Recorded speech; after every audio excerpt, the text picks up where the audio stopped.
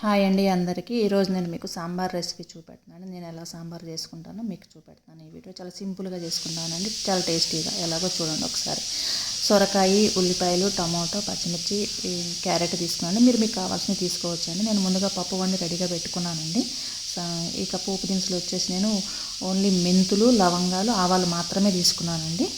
వాటితోనే నేను సాంబార్ తీసుకుని, నేను సాంబార్ పౌడర్ యూజ్ చేయనండి. ఇక కూరగాయలను శుభ్రంగా పొట్టు తీసేసుకొని నేను ఇక ముక్కలు కట్ చేసుకొని రెడీగా పెట్టుకుంటున్నాను. ఇక తర్వాత వచ్చేసి ఇక పాన్ పెట్టుకొని మనం ఆయిల్ వేసుకొని మిగతా ప్రాసెస్లోకి వెళ్ళిపోదాం. ఇక కుక్కర్ పెట్టుకున్నాను, మందపాటి కుక్కర్ తీసుకున్నాను. దానిలో సరిపడా ఆయిల్ వేసుకున్నానండి. ఇక ఆయిల్ వేడెక్కిన తర్వాత నేను ఏవైతే పోపు దినుసులు తీసుకున్నానో అవి వేసుకున్నాను.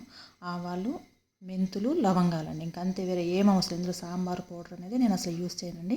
సాంబార్ పౌడర్ వేసిన దానికన్నా చాలా అద్భుతంగా సాంబారు అంటే చూడండి. అలాగే అల్లం వెల్లుల్లి పేస్ట్ ఒక హాఫ్ స్పూన్ వేసుకున్నానండి. అది పచ్చివాసన పోయే వరకు వేయించుకోవాలి. ఇది మనం పెట్టే క్వాంటిటీని బట్టి కూడా మనం అల్లం వెల్లుల్లి పేస్ట్ వేసుకోవచ్చు అండి. 1 స్పూన్, అర స్పూన్ అనేది. దీని ఫ్లేవర్ అయితే చాలా అద్భుతంగా ఉంటుందండి. అది వేగిన తర్వాత కరివేపాకు వేసుకున్నాను. కరివేపాకు కూడా వేగిన తర్వాత ముందుగా కట్ చేసి పెట్టుకున్నాను కదండి కూరగాయలు, అవి కూడా వేసేసుకుంటున్నాను. అవన్నీ వేసి ఒకసారి కలుపుకున్నాను బాగా. ఇక తర్వాత మనం ఇక పసుపు, ఈ సాల్ట్, ఈ కారం ఇవన్నీ వేసుకుందాం 1 బై 1. పసుపు వేసుకుంటున్నాను. అలాగే సాల్ట్ అనేది మీకు మన సరిపడా వేసుకోవటమేనండి. ఎంత తింటామో అంత, దానికి ఇంత లిమిట్ ఏం లేదు కదా, మన టేస్ట్కి తగ్గట్టు సాల్ట్ వేసుకోవటమేను. ఇక అలాగే కారం అండి. ఇది కారం వచ్చేసి సాంబార్ కారం అంటారు కదండి, మసాలాలు అన్నీ వేయించి చేసే కారం అండి ఇది. పచ్చి కారం అయితే కాదు, పచ్చి కారం కూడా మీరు వేసుకోవచ్చు. ఇక మీ ఇష్టం, అది మీ దగ్గర ఏది ఉంటే అది వేసుకోవచ్చు. ఇక నేనైతే ఇది మామిడికాయ పొడి అండి. నేను ఈ సాంబార్లో అస్సలు చింతపండు వేయనండి, మామిడికాయ పొడితోనే వేసుకునేది. సమ్మర్లో చేసుకుంటాను నేను. పచ్చి మామిడికాయలు ఉంటాయి కదండి, మంచి పుల్లటి మామిడికాయలు తీసుకొని పొట్టు తీసేసుకొని ముక్కలు కట్ చేసి ఎండబెట్టి మిక్సీ పట్టుకున్నామంటే మనకు 1 ఇయర్ అయినా 2 ఇయర్స్ అయినా ఫ్రిడ్జ్లో పెట్టుకుంటే నిల్వ ఉంటుందండి. చాలా హాయిగా ఉంటుంది దీంతో.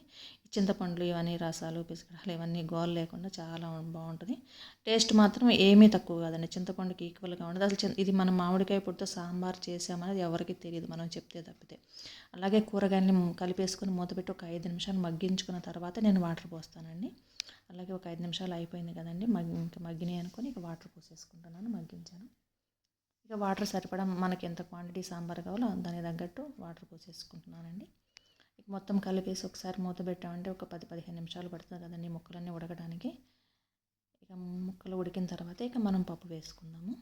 ఇక ముందుగా అయితే నేను మూత పెట్టేసుకున్నాను. ఇక ముక్కలన్నీ ఉడికిపోయినాయని ఇక నేను పప్పు వేసుకోవడానికి వచ్చేసాను. నాకైతే ఈ సాంబార్లో ముక్కలు ఉడికిపోయినాయండి బాగా. ఒకసారి కలుపుకొని ముక్కలు చూసుకొని సాల్ట్ కూడా ఏమన్నా కావాలంటే ఒకసారి చెక్ చేసుకోవచ్చు. అలాగే ఇక పప్పునైతే మిక్సీ పడతాను. మిక్సీ పట్టకుండా పప్పు అయితే నేను అసలు సాంబార్లో వేయనండి. మిక్సీ పడితే చాలా బాగుంటుంది. సాంబార్ కూడా చాలా చిక్కగా ఉంటుంది, బాగుంటుంది టేస్ట్. కొంచెం గట్టిగా ఉందని కొన్ని వాటర్ పోసుకున్నాను. పప్పు మామూలుగా లూజ్గా ఉంటే అసలు నీళ్ళు పోయాల్సిన అవసరం లేదు మిక్సీ పట్టేటప్పుడు. ఒకసారి అన్ని పప్పు వేసుకొని సాంబార్ బాగా కలిపేసుకున్న తర్వాత కొంచెం ఆ మిక్సీ జారు కూడా కడిగి పోస్తే సరిపోతుంది. ఒకసారి కలుపుకున్నానండి నేను మొత్తం. అలాగే కొంచెం మిక్సీ జార్లో నీళ్ళు పట్టుకొచ్చుకొని అది కూడా పోసేసుకుంటున్నాను.